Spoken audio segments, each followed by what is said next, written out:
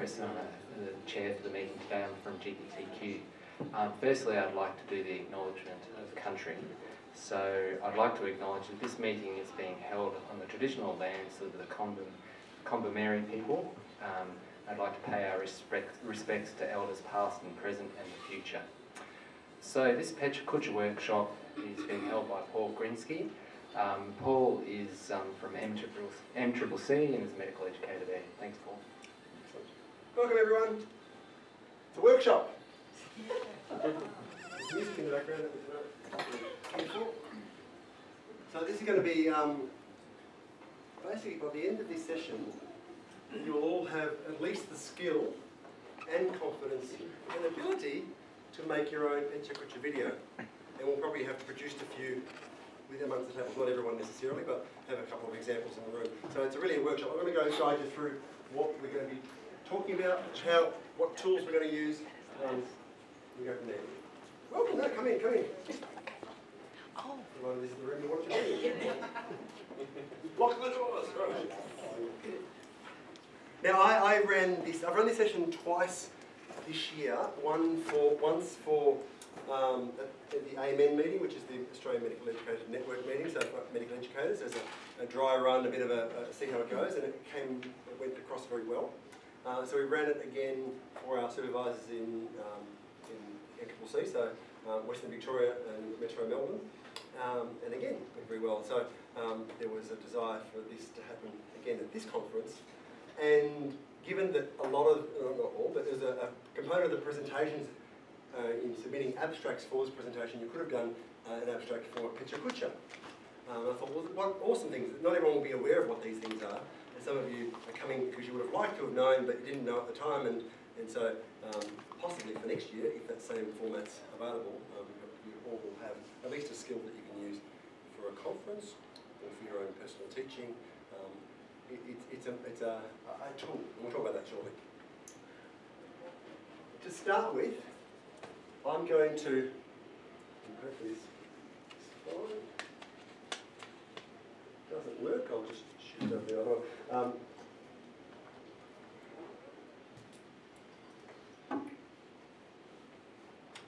I'm going to show you, if I can get this going. Just give me a moment.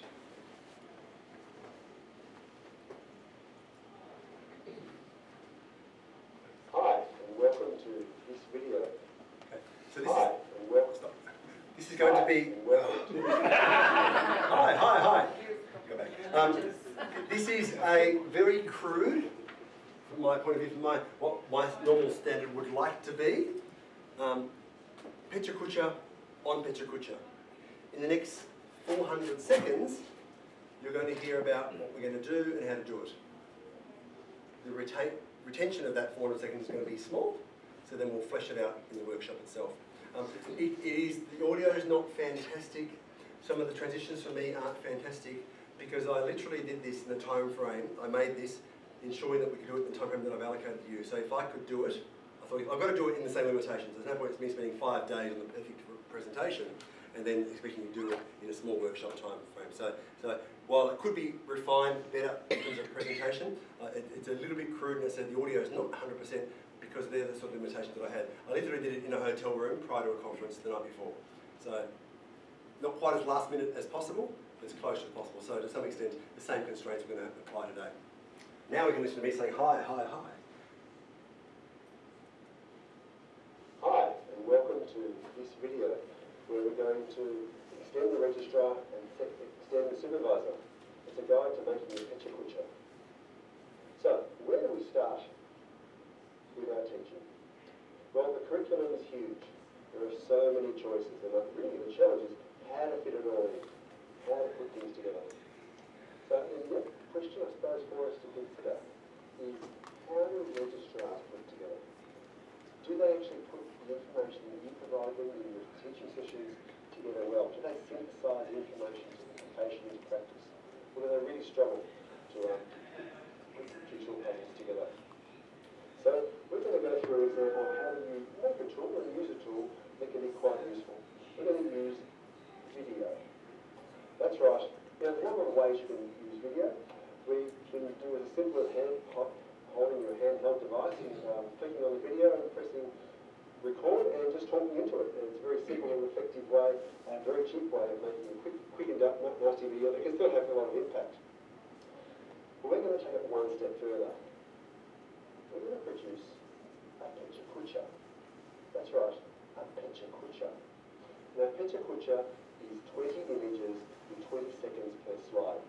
So it gives us a 400-second video, and we're going to utilise those as a teaching resource. Pecha Kucha is a worldwide phenomenon, and gives us a nice, succinct 400-second video that we can utilise beyond our teaching sessions themselves. So why would you do this? Well, basically, videos like this are a bit like this light. They're an efficient way of containing some information. They're compact, they're easily digestible rather than an hour's lecture or something like that. And they also can highlight important messages. The other thing about producing a video that's online is we can then provide our education freely available, open access. So our teaching goes on beyond the walls of wherever we are doing our teaching. The other thing to consider is our registrars are generally of the millennial age group. They're living on YouTube, so why not put our teaching on YouTube where they're living? So the first step to putting this together, define your target. Really define your audience, know who you're targeting. Now I suppose it's simple for us, we can just say, it's the registrars. But what about this registrar or this group of registrars that makes them special? Is it the location you're working in? Is it the age group? Is it maybe some cultural differences? What about this target audience for your education that makes your audience particular? Focus on that question first. Once you know your audience, the next step then is to choose a topic from that plethora of stuff that we've got in our curriculum. And how are you going to choose a topic? Hopefully, there's a topic that the registrars need to know, and also if you'd like them to know about. And the intersection between what they need to know and what you think they need to know will hopefully define what topic you're going to choose. Now, what are you actually aiming to do with this? Have you got a clear objective? And it's really important to focus on a clear objective for one video. Too many objectives, and there's too much clutter, and the message will be lost. So my suggestion, have 3 key messages at the most. So we focus on 3 key parts of that single objective you're going to try and teach. Now, you've got an audience, you've got a topic, you've refined it to 3 key messages. The next step is to make it into some slides. And you've got to plan this. This is the important part. Really planning the video. Making the video is quite fun. Planning the video takes a bit of work. So you've got 20 slides. Invest a couple of slides in the introduction, invest a couple in the conclusion, but the majority should be there to convey your 3 key messages. So what would you put on these slides? Well, the common thing is just to put a lot of words. So put some caution with words. Words have a fair bit of punch. There's a word there that has to have relevance, otherwise it is a distraction. And that you're presenting the material, not the slides themselves. What's more commonly used and probably has a better impact without distraction is the use of images. And I've used some examples here. How you can use images to talk around what you're actually illustrating your content, not be your content itself. Now, some errors can easily be made in producing a video like this. And I'll just go a couple. I've got an example of a error here. What I'm doing now is just reading the script for the slide that I've written out. And you may notice that the intonation and enthusiasm, I suppose, or the engagement of my voice has just been lost because I'm reading words, as opposed to just reading some points and talking around them. You can really just talk, presenting an audience or the registrars in the room with you, and much more likely to engage with you or in a good tone. Another error I mentioned earlier is just too much clutter. Keep it simple, try not to have too much information, otherwise your messages will get lost. How do you put all this together? Well, with some software, Hollywood, you can get, if this is your thing, you can get out all your equipment and spend millions on a full-blown extravaganza. There's no need to do that though. You can purchase some software, and this software works very well. And some computers will even come with free software that allows you to make a movie, like iMovie. We're going to go even one step simpler. We're going to use PowerPoint or Keynote just to produce a very nice, clean and simple to produce video. Once that video is produced, upload it to YouTube or Vimeo or your other platform of choice to share it with your registrar and hopefully beyond your registrar to an international audience potentially as well. So, how do you use these videos? Well, you can use them as a promotional thing prior to a talk or a conference or something like that, but most commonly in terms of teaching, you use it in a flipped classroom model. If you're doing a short talk over and over again, a tutorial topic, for example, every 6 months you're doing the same topic, produce a video of the content. Get the registrar to look at the video prior to your session and save yourself all the time, and then really deep delve using cases and other more interactive things rather than just regurgitating the same content. So using that flipped content. Now if you've got a high-performing registrar, have a bit more vision. Get them to produce the video. Get them to synthesize the topic. Get them to really think about creating education out of the information we've got. So I'd like to thank you for your time. I'm Dr. Grinzy on Twitter, and I challenge you now to make your own Pecha Kucha. There we go. Rough and ready, Pecha Kucha and Pecha Kucha. I need to know my audience. This is a workshop, not just a didactic sort of set speech. So can I get, and we're not going to go through and introduce ourselves and whatever at that point of view, but just some random hands up explaining basically what you want out of this session. And we'll make sure we get there. I've got a structure, but I need to be flexible enough to meet your needs. Why are you here? Learn something new. Okay, great. That makes my job very easy, because if I give you one new thing, I'm done. I like the name Kucha Kucha. Pardon? I like the name. You like the name? It's a Japanese word meaning chit-chat. And so it's basically a small chat. It's one way. And the presentations in other rooms with the Pecha Kucha format are live. This was a video, but otherwise it's a live presentation, 20 seconds of speech per 20 slides. So it's a bit more planning in terms of delivery. This is much more controllable because you can re-edit. You can't re-edit when you're actually live. But it's a 20-second, 20-slide presentation. So it's chit-chatting. How did it come about? How come it's a thing now? I don't know the full history of when it came about, but it's become a worldwide movement, I suppose. There are Pecha Kucha meetings where people will come up, and a bit like stand-up comedy nights and open mic nights for singing, people will come up with their presentations and just, it's a form of performance art or public speaking in a very tight definition boundary. And I find, personally, whenever I've got really tight definitions and tight timelines or tight structures of what I can and can't do, I actually perform much better than if it's open. So the limitations it actually provide you with a lot of some creativity, but also for me, a lot more benefit in terms of refining my message. If I'm tight, if I've only got so much time, I don't have 20 minutes, I've only got 6 minutes and 40 seconds to get what can be a complicated topic out and succinct. You've got to know it well to put it into position. So it helps with my learning as a format. Any other reasons why you may be here? You partly answered my question, but what advantages in medical education does it have over other forms of presentation? Not necessarily. Well, I think it's got advantages, but I wouldn't say it takes over other forms. It's another tool, and it has disadvantages as well. The advantages for this would be, one of them is succinct in terms of compactness and time. If you can convey a message, and I'll show you a really good example of a Pecha Kucha that conveys a very clear message. 6 minutes. It's hard without the planning that goes into this to produce a very clear message with some depth in a 6-minute discussion. You're still just often it's 15, 20 minutes before in a one-to-one discussion we really get to the meat of the subject. So it's time-based. And it's asynchronous, which means you don't have to deliver this at the time of your content. So this can be pre-activity, a pre-reading type of thing, prior to a workshop or prior to a tutorial. It can be a post-activity. Now that we've discussed this topic, how about you produce this into a summary video? So it can be a tool, and it can live beyond the walls, as I said in the video, of the session.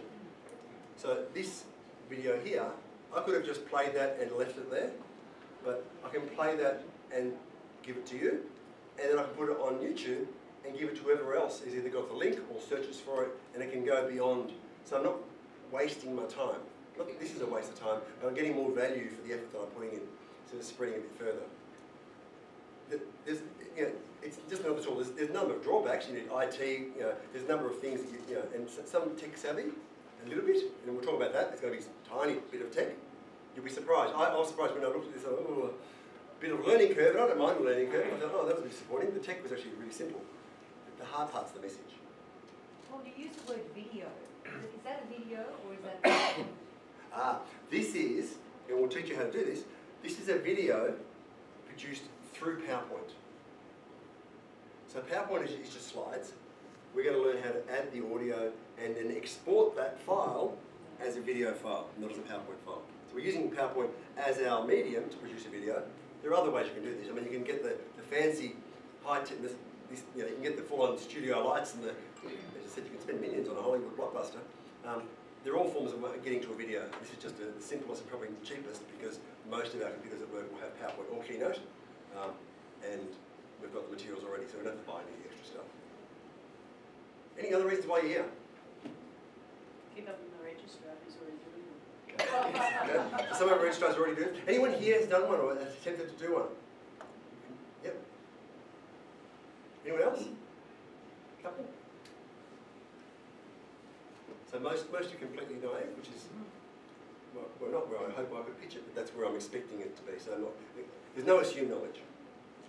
And if I say anything that's I've assumed and you don't know, please put your hand up and clarify, and I'm happy I can avoid anything like that. Hi, and welcome. Get away. Right. This is the key message for me. The time we have with our learners is precious. You know, for a GPT 1 hour minimum face-to-face every week for 6 months sounds like a lot. And in the grand scheme of things, when you look at how much there is to learn within general practice, it's a very small component. We've really got to be tactical in how we use those moments when we've got registrars in front of us.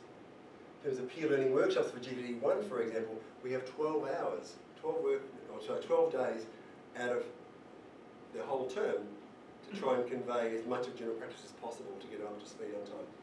Actually, percentage-wise, we've got small periods of time with them. Obviously, the patients, you know, most of us have learned through our patients, and so if we can get value for money for the time that we're spending with teaching, and value for, you know, this is a form that can fast track. If you can get basic content out in 6 minutes, then you can spend the rest of your hour brainstorming cases and how would you apply this to this patient? What about this? And really going deeper rather than just content which they could have read online or whatever it may be. So just using this as a tool to delve deeper for the stuff we're actually using face to face.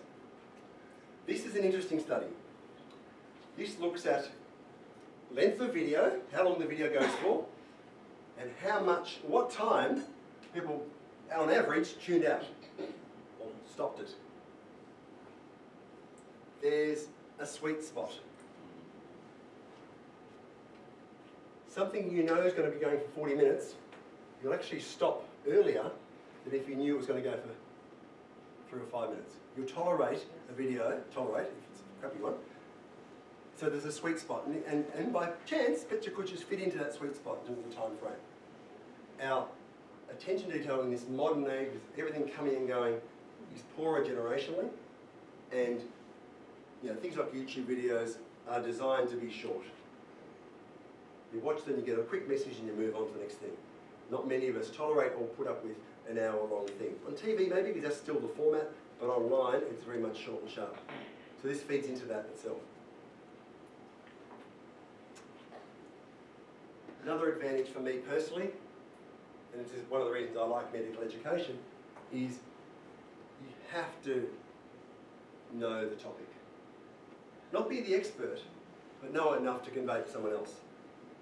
And none of us can be experts in general practice because it's so varied and so the unknowns from a patient's point of view and how they relate to textbooks and the different variations of differentials, and it's just impossible to get your head around all of it.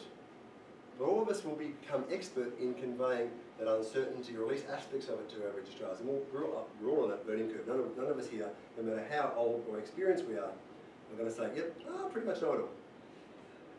Actually, most of us will go, the longer I'm around, the more I realise I don't know most of this. But we can be expert in translating the information as educators. So this, for me, is an advantage, because if I use these as tools, and this is just one tool, this could be anything else, you know, even preparing a lecture, even just having a talk about something, giving someone feedback, it allows me to learn myself. So I really get much more than I think that I'm giving, And I think it's a lot of the reason why we are supervised medical educators. We just enjoy also getting something out of it ourselves, although a lot of it is altruistic to help the profession a bit further. So, one of the things about using images, and I've used a lot of images and everything, is images are your supportive media. They are not the content. And I think we've all witnessed presentations where the nervous presenter will be behind the lectern presenting to you like this as they read their slides to you. And I wonder why bother? Unless it's any illiterate people that can't read, why just not just allow people to read the slides? I'm not adding to this apart from adding a narration to what's already there. And to engage someone, if you're going to be presenting, whether it's a formal presentation or something else, you wouldn't sit down with a tutorial and then read an article together, word for word. We do that in presentations. I think if we're going to present something via video or via a face-to-face thing, images can help support the message, but don't take over the message. Even that graph there, which was a bit complex for a lot of the stuff I do, just in terms of the time frames in the video, there was a message, but then I talked you through it. I allowed you to have a look at it briefly to see what it was about, talked you through it. It supported the content, didn't replace it. But most of the stuff here, most of that video was just all images, just to give you an idea of what was talked about. So part of your job will be to find the supportive media for your message. But the cart doesn't come before the horse. Your message comes first, then you find the supportive media. You don't find some awesome images and say, oh, I'm just trying to juggle these around to make them fit. You're not going to get a clear message across. And the message is what the teaching objectives are. So, if you're going to use images, and you're going to publish them beyond the walls of your private setting, so if you're using this within practice, then it's all fine. If you're going to upload them to YouTube, for example, chances are there won't be any issues.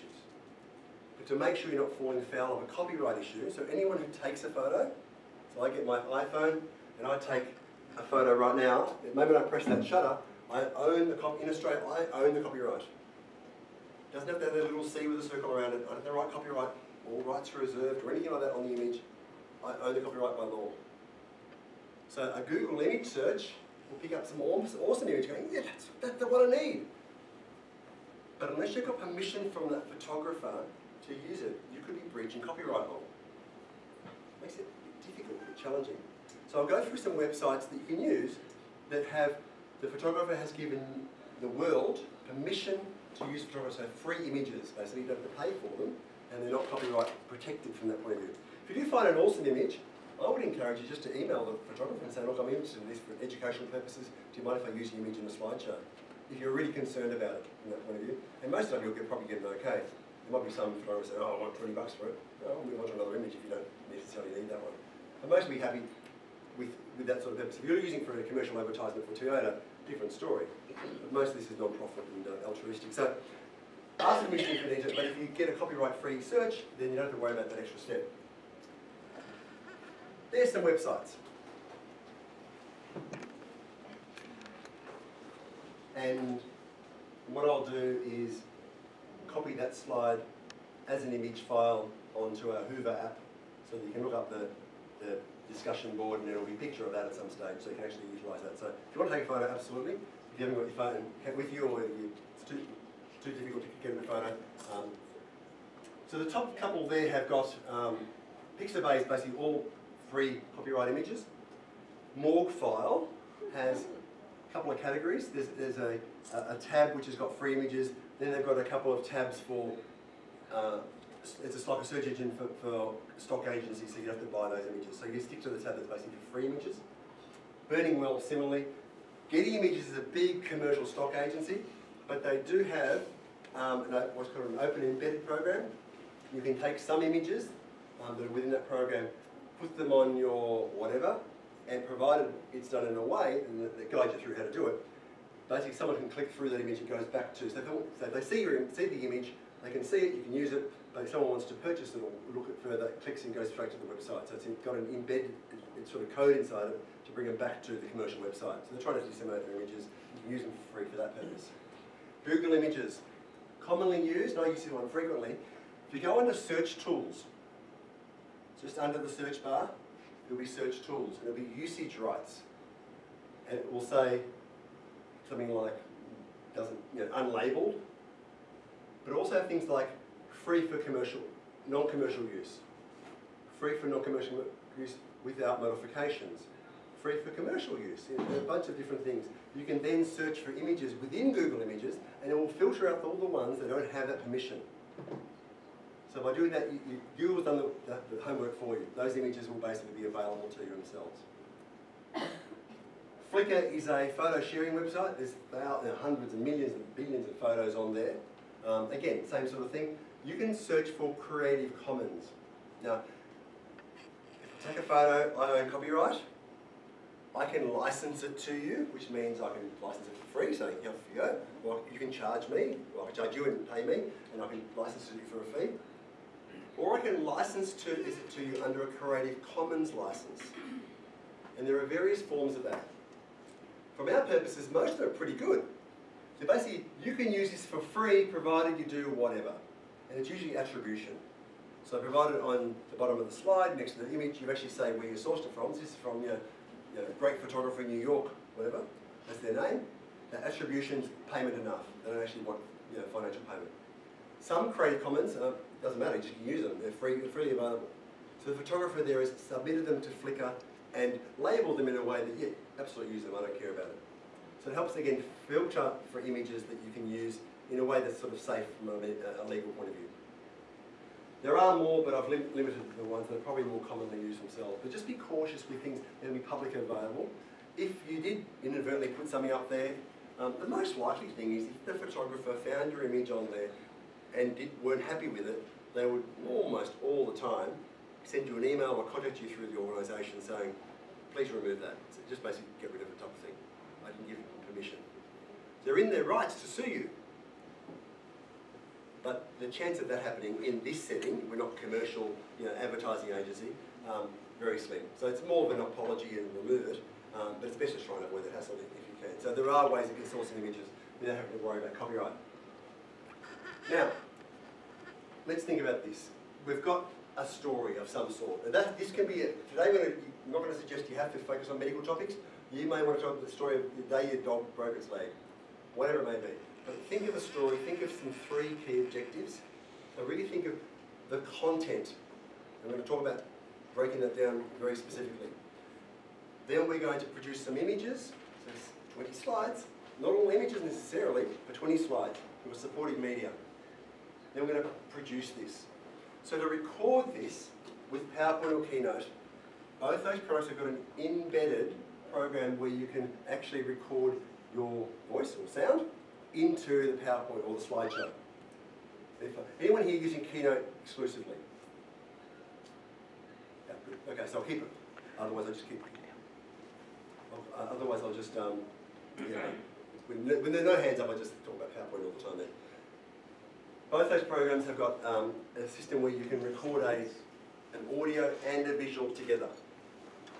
Thanks. Then, once we've done that, and I'll show you how to do that. Actually, I'm showing you now. Look at my slides.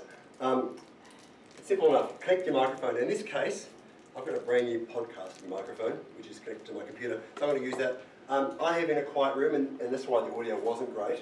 It's literally spoken into the microphone jack of my practice. There was actually no physical microphone. I just spoke quietly into the thing. Not the best audio, but you can still hear it. But you can buy this is about $80. You can buy smaller ones, cheaper, just something that you can speak into. Will give you a bit more clarity. You can spend heaps of money if you're on fancy microphones. And even just speaking in a quiet room into your computer directly, it will probably pick up your voice adequately enough for the purposes we're talking about. This step here will vary depending on the program, how up to date or out of date it is. So what version you've got. So I think I've got Office 2010 on my computer. The slideshow, and there's actually under the slideshow tab where you normally say play, or from next slide, whatever, under that menu, there's a thing called record slideshow. So that's what we're going to be using. You press record slideshow, it then gives you a window with your slides. You start and you run your slideshow as normal. Pretend the audience is in the room. So you click the next slide as you talk through it. And you just click, click, click 20 times. It's 20 slides and you've talked your way through it. Now my advice is not to write a script word for word.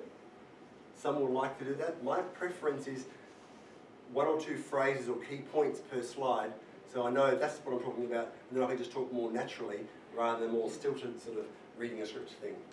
But with more control, you can limit your actual words and you know exactly what you're taking. But the intonation, you've got to practice, otherwise you lose the intonation. So the recording is simple. Through a menu, you say record slideshow. You then run your slideshow while talking into your computer. And at the end, you press the escape key or there's a button saying stop recording, and it stops. And if you finish your slideshow altogether, I know with PowerPoint, and I think Keynote as well, it automatically stops recording because it's run out of slides at the very end. So the tech part is very simple.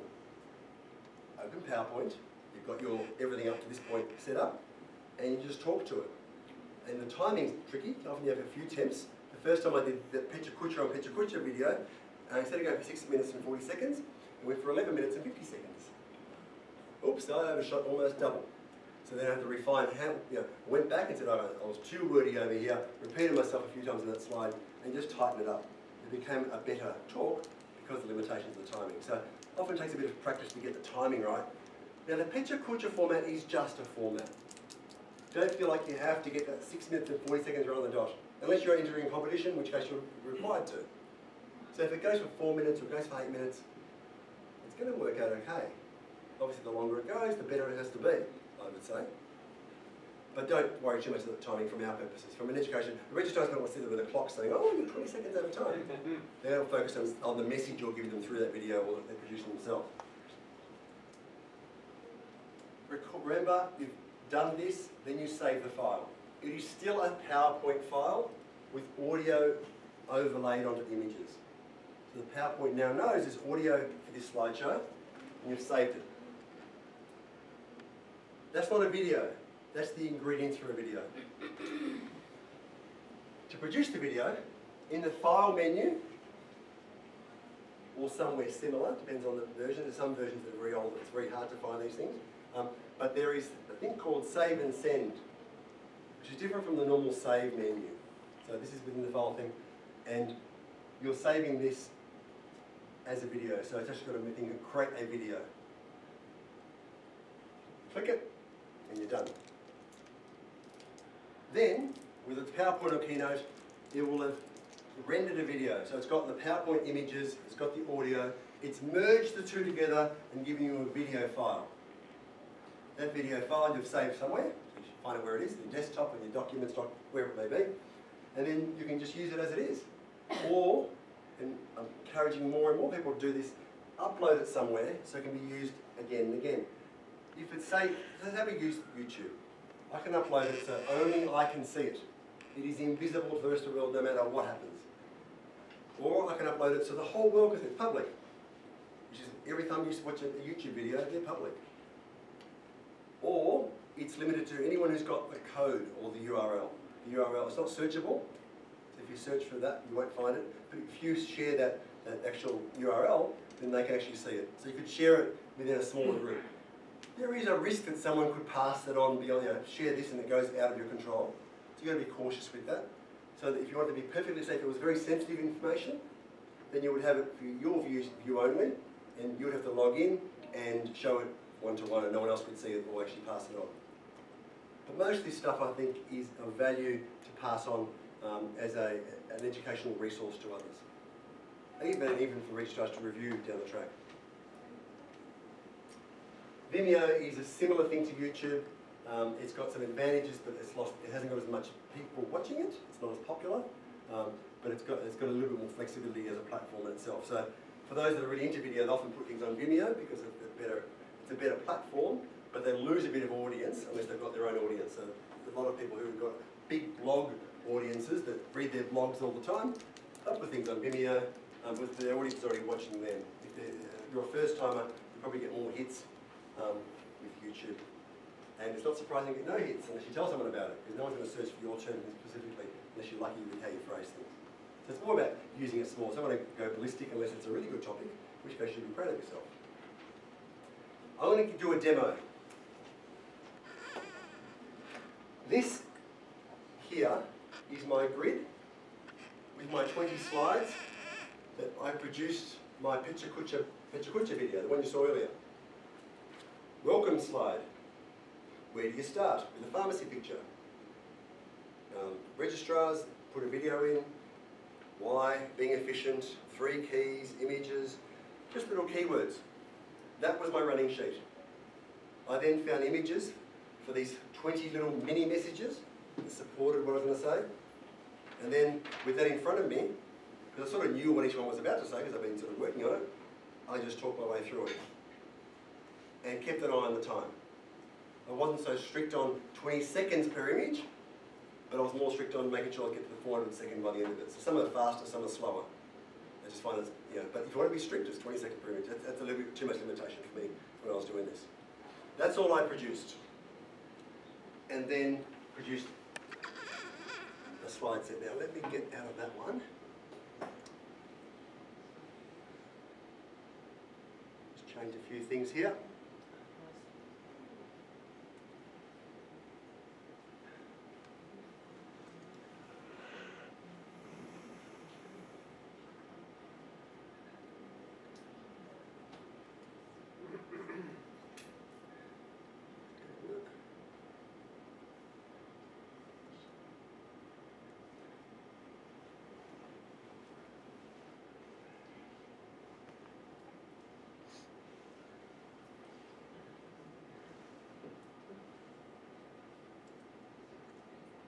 Get this up on the screen. What I'm going to do is produce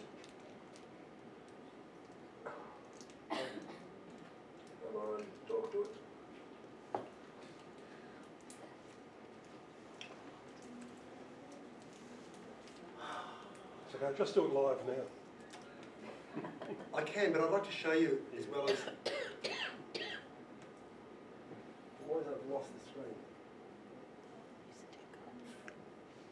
I'm here. I'm staying put. This is my equipment. That's somebody else's equipment. I only helped out last time.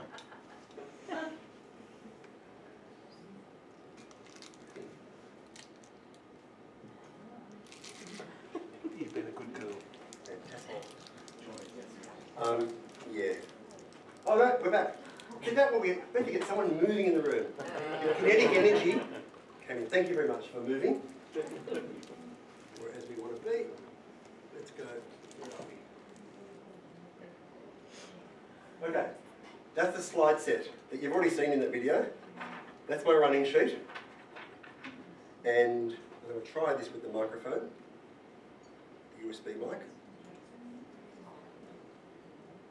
And this is the first time I'm using this computer, so this is going to be a make it or break it moment. I think this will work. Let's just double check the sound side of things. So that's PowerPoint. What's that? This is PowerPoint. This is PowerPoint, yes.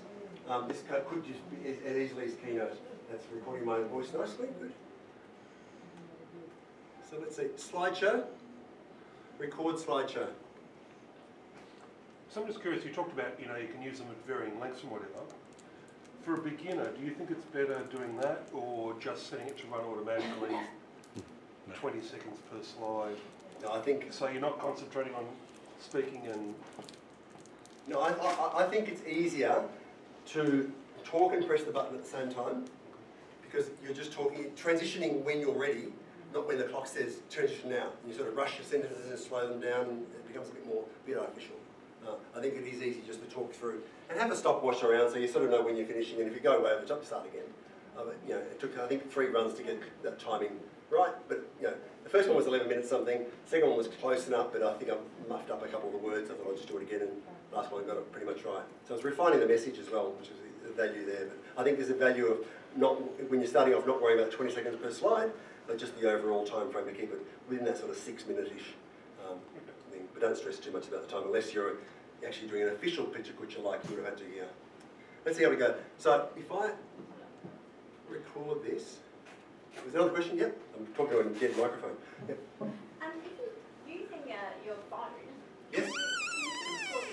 Like I worked out how to make So this is what I often do, is because I've got a I've got a program that's separate from PowerPoint that I can actually, it's a video editing program. So I can just basically get the PowerPoint slides as images and put an iPhone audio recording in there and merge the two through there. So if you're using Keynote on your phone,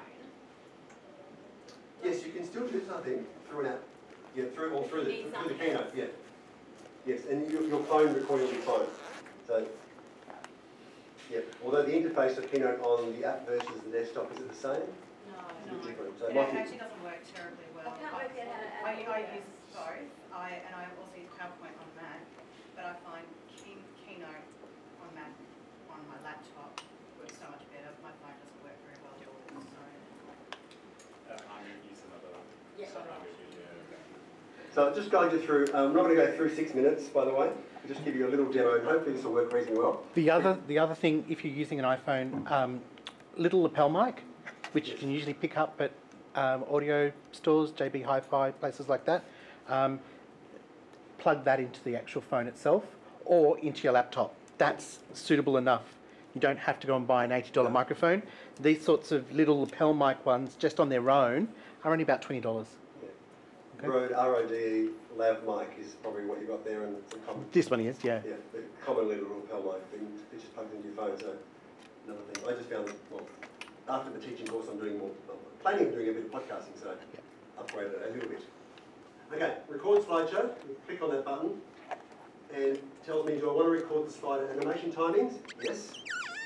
Because the pace, so that way the timing of the transitions are basically what I press rather than just what's preset. And do you want the narrations and laser pointer.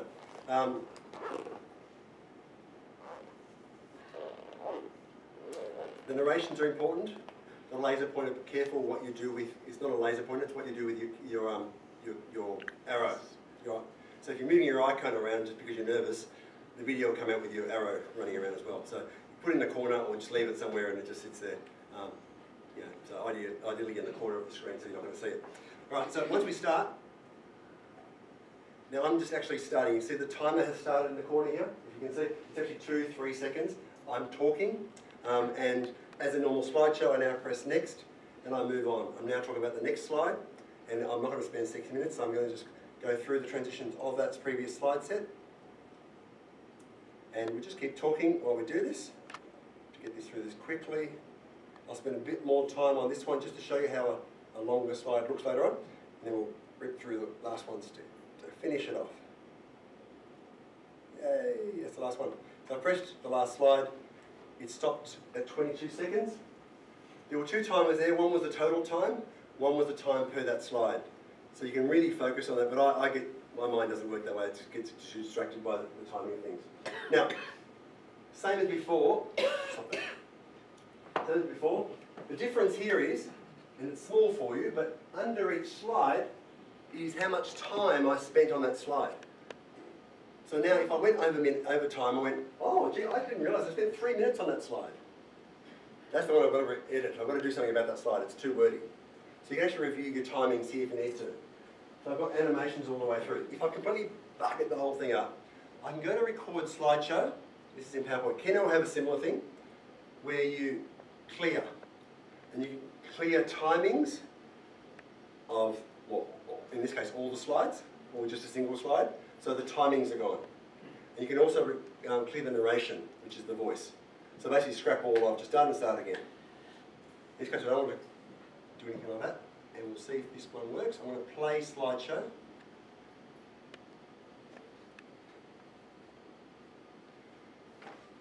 And it doesn't work. Well, let's go. Don't work with children, cats or dogs or other people's computers. I'm going, rather than take a decision, that would have worked as it would normally do. So all the talking I was just doing around the slides would have said something I've mucked up the audio connection, so I do If you wanted apologise. to edit one slide's talking, how do you add back one slide's talking? So if you went, You know, the one you said was too wordy. yeah, if it's too wordy, well what I do is just do the whole thing from scratch. Yeah, that's what I'm wondering. And you might forget your words that were really good the first time. Otherwise, I think with this basically you can start from that slide Start your slideshow. You did say up there under record slideshow, just Yeah. delete one narration. Yeah. And it was in- You can delete, so clear one slide Go back in and redo and it. just redo that bit, I think, but Done. in my times I've just done the whole thing because it's an extra thing to learn. Now, with doing this, there are different platforms, different versions of Keynote and PowerPoint. If what I've mentioned you can't find, Google has the answer. Or YouTube. There might be Probably Kucha more on Google it. because it's actually written instructions. There'll be a YouTube video of it, but so if you're not sure how to make slideshow in PowerPoint 2007, or whatever the version will be of yours, rather than if it's not the same version that I've demonstrated, and it will go through what to do. It'll show you what part of the menu. So the menus might have changed slightly, or the words might have changed slightly, but the same functions will apply to both those programs. They're very similar. I don't use Keynote. I don't have Keynote, but my colleagues that have used Keynote say actually it's more intuitive than PowerPoint. And I found PowerPoint very intuitive in itself. So the two are straightforward. I've spoken for far too long for a workshop. Can I ask how you, okay, let's give me an example so I can do it really on for the registrar, how to use this for them. I just want to get a demo really that I can say, oh, I can use this one in teaching. Sure. Just give me an example really of clinical subject that you want to discuss. So let's just talk about a registrar who's doing very well. So someone who's maybe GPT 3 or 4. Say, for example. Nicole and Steve, can we give an example of exactly? I've got a live example of the pairing of supervisor and registrar in the room who did this exactly. So what was the topic that was chosen and by whom? Chronic pain, and it was chosen by me. So you chose the topic. Yeah. Did you volunteer to do the video or did Nick suggest it to you? Nick suggested it. Did you have any idea what it was when she suggested it? Vaguely, but I had to Google and YouTube. Yeah, how to do it. What was the most onerous part of it? Was it the chronic pain content or the putting together content for you? What was the more difficult bit? So I'd actually prepared sort of a PowerPoint beforehand. So actually condensing it into 6 minutes was the hardest bit because you really have to choose your message carefully. So there's a lot of stuff you want to say to sort of illustrate your points, and you have to be really sort of economical with that. And that was the hardest bit. And that's the truth for all our teaching, it's not just the video. We need to, all of us should be really working on refining some clear messages. Ideally 2 or 3, the retention of 7 different learning objectives is just impossible. But let me ask you, so do you put this video in front of the registrar, or you keep asking about each, or just let him listen to the 6 minutes? So, well, it's any of those options. So, this case, we had a higher performing, more experienced registrar who produced his own video. Okay. In the examples that I've given to supervisors, it's more a suggestion that if you do the same, I don't know, diabetic medication talk, here are the things we do, or how we build things, whatever, orientation, how you build, what sort of things, process stuff that's repetitive. If it's repetitive, if you're doing more than twice, automate it. So if you can produce a video of some orientation stuff, so every orientation, you can give the registrar the link, say, tonight have a look at this, or even get them to sit down in front of it and then break it down for them. It just gives them another modality to learn from and revise with. So your world's your oyster. I don't think it's a formula, but there's a medical educator who went to my first talk this year who came out and said, oh, learned something, it was really nice. And right, and she came back to me last month and said, you wouldn't believe what I've done with that. I've used it therapeutically. Something I had not thought of. One of the very verbose, heart-sing patients who just talks and talks and talks and talks. For some reason, my talk came into a head during the talk and talk and talk, and asked the patient, but the patient was actually sort of familiar with computers, said, here's a task for you. I'd like you to tell me the story of this heartache for you in 6 minutes in a video. The patient went away, following week or following consultation, came back and said, that was the best thing ever. Best thing. I have learned so much about myself. And I think it was the process of venting. It saved the consultation, but it gave a product, and because it subconsciously took away a lot of this emotional stuff into something external. So there was some process there, but the therapy part I had never thought of. So I'm not going to dictate this is how you use it. I'm giving you ideas, and I think it's a tool. If you find a use for it, great. If it's something that you don't use, you shelve it. I had a registrar who created one for patient education of managing their asthma. Yes. Oh, this is awesome because I've got a couple of colleagues that you have their own personal little website, and whenever they do a repetitive thing like how to use a puffer, asthma, acne treatment, anything that's sort of fairly tight but repetitive, earthy, symptomatic treatment, they'll talk it through in a consultation, but then they'll send or give the patient the link to reinforce back at home. And I think it's much more valuable these days than a patient information sheet because it's more engaging than just reading about it. Same in content, but just the medium provides not so much novelty, it's a bit of novelty, but it's a much more engaging medium as well. And so producing a series of those, all of a sudden you've got a really valuable website. It's got all this patient information. It's done once, not over and over every single consultation. I would really, if he'd done it again, I would be interested to see how he could have 6 minutes and I listened to it. Because this is what I thought really. Maybe if he got me like demo, I would be much more happier. The demo working? Like working 6 minutes. The 20 hours. My plan wasn't to do a 6-minute demo. I was looking at a 20-second demo just to show how the audio worked. Although That's okay. I played with the buttons too much and the audio failed. Your task today, for the rest of it, is to produce at least the framework and a little bit of video if we can. I know that most of us don't have laptops in the room, and often with the workshops I'm running, we've asked people to bring in laptops deliberately for this. So can I have a hand up if you've got a laptop with either of those programs on them? Okay, well we've probably got at least one per table. I don't have laptop. So it might be bigger, slightly bigger than the 3 or 4 that I would have hoped for, but... Okay, yeah, okay. So if we can at least rearrange so you're around the laptop. Now, the laptop, the tech part, I don't want you to focus on. I want you to focus on this. Because this you can take beyond, outside of this video. This could be a lesson plan for a lecture, or a tutorial, or something else that you're conveying some information. This is where the work, as Steve was saying, the hard part was a previous presentation into 6 minutes and then 20 concepts to convey that. This is where most of your time and value is, in terms of actually producing a nice thing. If you can do this well, your message will be conveyed pretty much no matter how badly the video goes, because it will still work, because you've got a good message. If you've got a crappy message, but beautiful pictures, it's a crappy message. So focus on the message, this is where the work goes. But if you've got a chance around the thing to actually produce a couple of slides, don't go for 20, you won't have time for that today, but maybe 6 slides and just practice narrating and hear what it sounds like. It's going to be a noisy room, everyone's talking, so the audience will be great, but just the practice itself. So I think I've got enough for everyone, but otherwise we'll sort of share. But it's basically 20 thing grid, it's not a complicated thing. You can hand draw that on a bit of paper.